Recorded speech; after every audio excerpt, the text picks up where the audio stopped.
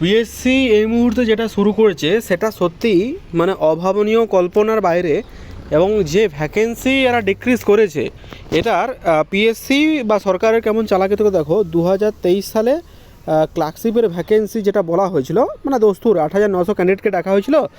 8,900 vacancy ভেবেছিলাম, কারণ আমরা জানি যে 89,000 ক্যান্ডিডেটকে তারা মেন এক্সামে ডেকেছিল।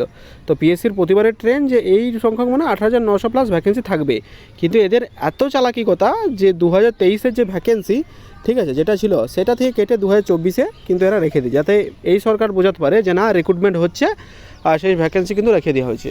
একটাই উপায়, যদি আন্দোলনে না গিয়ে চুপচাপ বসে থাকো তাহলে কিন্তু চিরকাল সহ্য করতে হবে।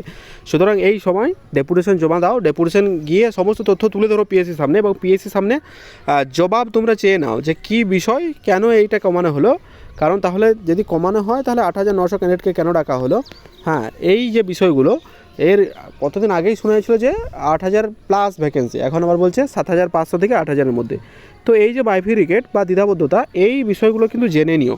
যাই হোক, পিএসসি তরফ থেকে কিছুক্ষণ আগে একটা ভিডিও আমি আপলোড করেছিলাম, তোমরা দেখে নিচ্ছ আশা করি। পিএসসি নতুন চেয়ারম্যান যুক্ত হয়েছে, আর সেখানে উনি আইএএস অফিসার, আশা করছি সমস্ত কাজ অগ্রগতি আসবে। এবং পিএসসি অন্যান্য বোর্ডও গঠন করেছে, পিএসসি না সরকারের তরফ থেকে অনেকগুলো বোর্ড গঠন করা হয়েছে, ঠিক আছে। সে বোর্ডগুলোর কী আপডেট সেটা আমি তোমাদের সামনে বলবো। তো চলো আজকের ভিডিও একবার দেখে না। ভিডিও শুরু করার প্রথমত এবার রিকোয়েস্ট, কিছুক্ষণ আগে একটা ভিডিও আপলোড করেছিলাম পিএসসি ক্লার্কশিপের সমস্যা নিয়ে। তো এই সমস্যা আবারও বলছি, তোমরা বেশি করে শেয়ার করো এবং নেক্সট নাম্বার ক্যান্ডিডেটের কাছে এটা পৌঁছে দাও, যে তাদের সাথে যে অন্যায়টা হয়েছে তারা কিন্তু যেন মুখ বুঝে সহ্য না করে। আর বিষয় হচ্ছে এটাই যে পিএসসি যে বোর্ড প্রতিষ্ঠিত ছিল সেটা একবার দেখে নাও কী বলা হয়েছে। এই একটা বিষয় যেটা দেখছি চারদিকে ভাইরাল হচ্ছে এবং এটা সত্য, মানে একদম সত্য।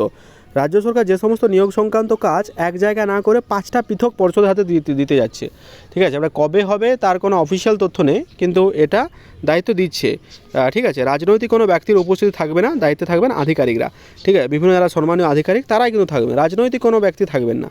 শিক্ষা দেখো, প্রথম হচ্ছে যদি এডুকেশন ব্যাপারে বলি, যে প্রাথমিক শিক্ষা নিয়োগ বোর্ডে plus SSC plus corporate service commission মিলে একটা অভিন্ন বোর্ড হতে চলেছে। আগে যেমন একটাই বোর্ড ছিল, স্কুল সার্ভিস বোর্ড বা পিএসসি বোর্ড, এই বোর্ডগুলোকে 5টা আলাদা আলাদা বোর্ডে তারা কিন্তু ডিফাইন করছে এবং আলাদা আলাদা বোর্ডে ভাগ করে দিয়েছে।